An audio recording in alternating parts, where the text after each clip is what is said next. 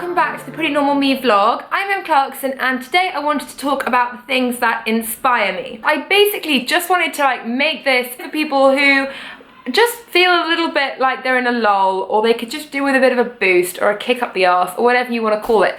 So yeah, this is basically just I don't know how many there are, but the things that inspire me. So let's get cracking, shall we?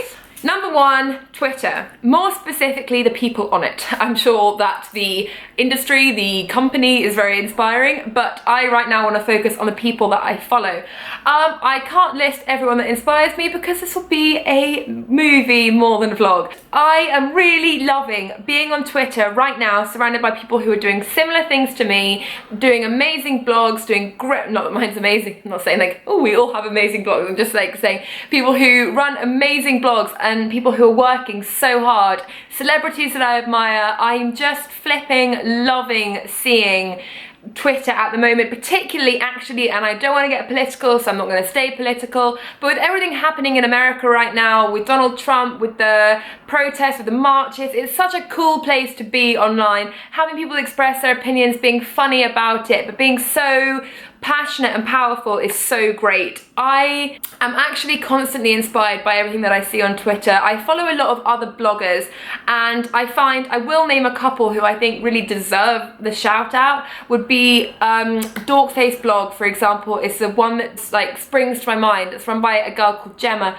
Now I read what I can when I can, but it's more than just her content that inspires me. It's the fact that she's relentlessly working hard. Same thing with Gracie Victory, same thing with Callie Thorpe, same thing with She Might Be Loved. These are all bloggers who I'm just watching working so flipping hard, and it's just Deliciously Ella, same thing. I just love following accounts like this where it's not even what they're posting, it's just, you can see exploding out of their tweets is their dedication and their passion and their love. So I'm loving Twitter at the moment, and those accounts especially, I'll keep thinking of hundreds and I can't list them all, but I'm just loving following inspiring, powerful women right now. So that is a really big thing in my inspiration world right now. Number two is my notebook. When I'm, not that it's particularly inspiring, but the idea of a notebook, I should probably say more specifically. So when I'm being good, working hard, feel like I'm on top of stuff, I always keep my notebook. I will show you. Oh, just down here. It's nothing special, it's just from Paper Chase. I really like it, but yeah, I mean, it's nothing special.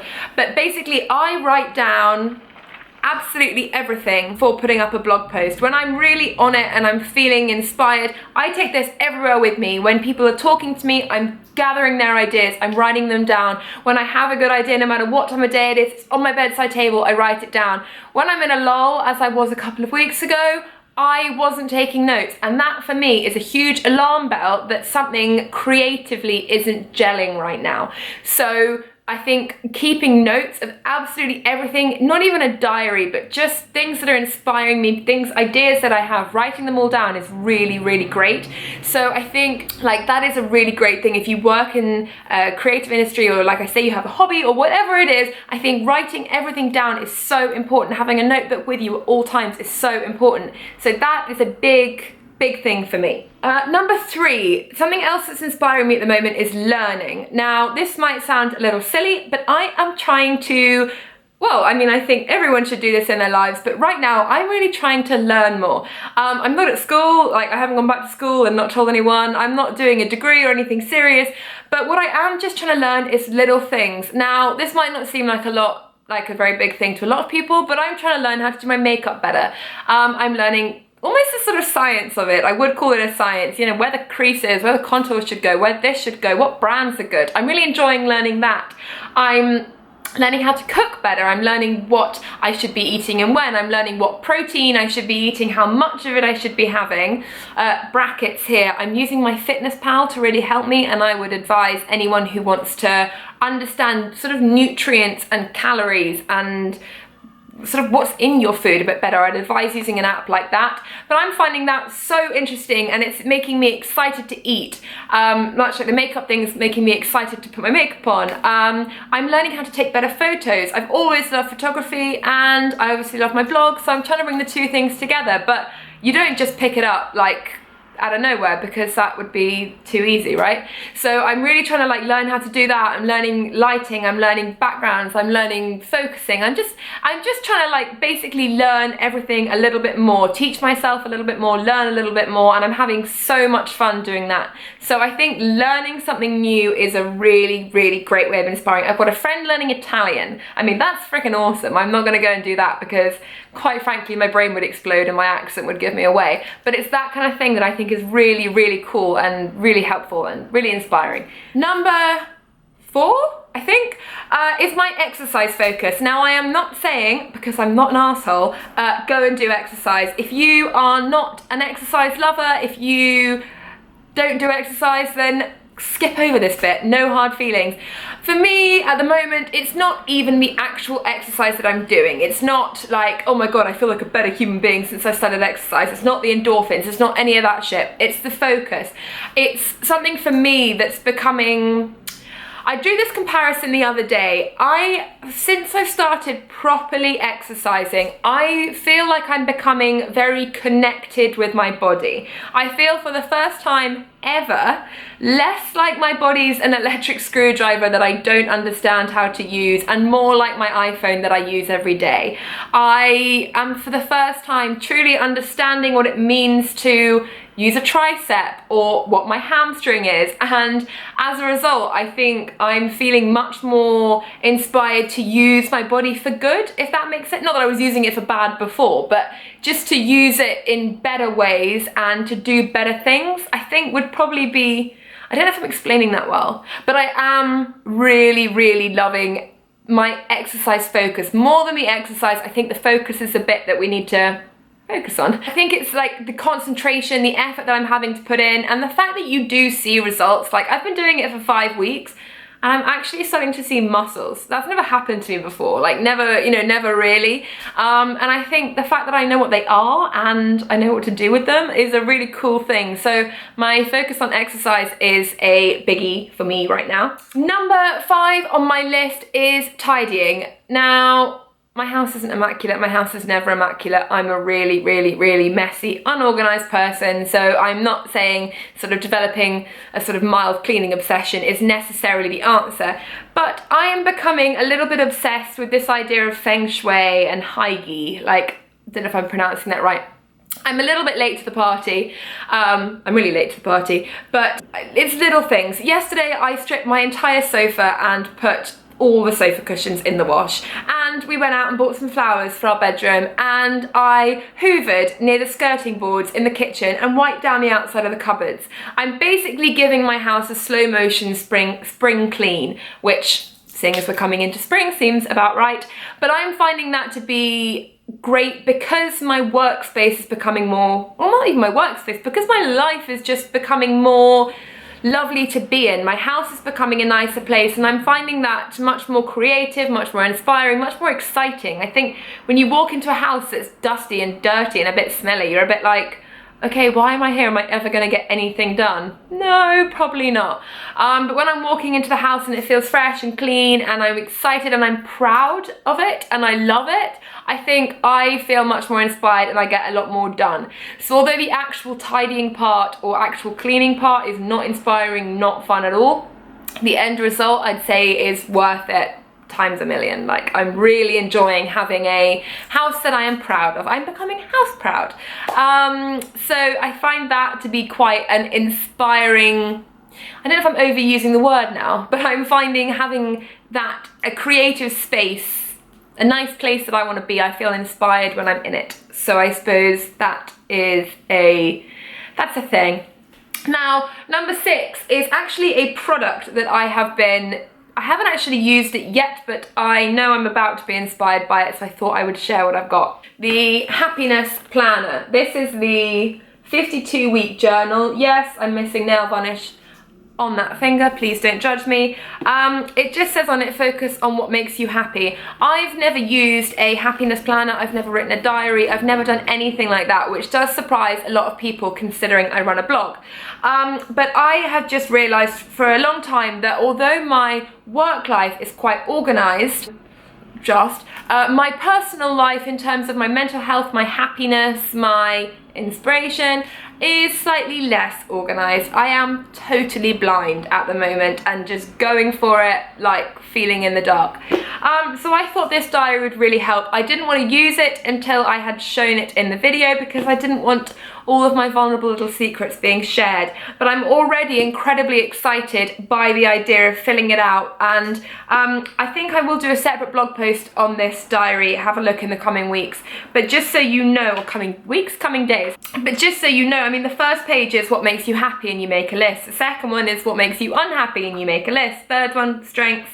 Fourth, weaknesses. Fifth, what do you get upset or frustrated about? Sixth, what qualities or habits do you like to improve? And then you kind of keep a weekly, so you do this sort of survey at the beginning, and then you keep a weekly diary. And I just think it's so useful to have something like this, and I'm really excited to start using it, and I feel like keeping my brain in check will be a great thing. So although that's not necessarily inspiring me at the moment yet because I haven't used it, I'm preemptively saying I will be inspired by this, so I'm putting it in as number 6. And then number 7, the last thing that I have been doing recently to inspire myself is stalking myself. Now, I don't mean Googling myself or following myself around the house or anything like that. I literally mean I spend quite a lot of time going either back through my diary in terms of my calendar, it is called a diary, isn't it? Your diary where you put your commitments in. I spend quite a lot of time going back through that. I go back through the photos on my phone, I go back through my Facebook page and my Twitter page, and I look back at the blog and see all the things I've done recently. I find it's very hard to draw inspiration from other people all the time without slightly feeling a bit invasive, or perhaps like you're copying them, or I don't know what the word is, but I think it's very hard to constantly rely on other people for inspiration, and I think we don't rely enough on ourselves as a source of inspiration. So recently I started looking back to times when I'm really happy, times when I'm looking good, times when I've done my makeup well or done my hair well, or when I've written a great post, or when I planned a great event or had a great dinner with my friends, or whatever it is, and I derive inspiration from that, and that's the inspiration to do the same thing again, or to do it better, or to do something that I love.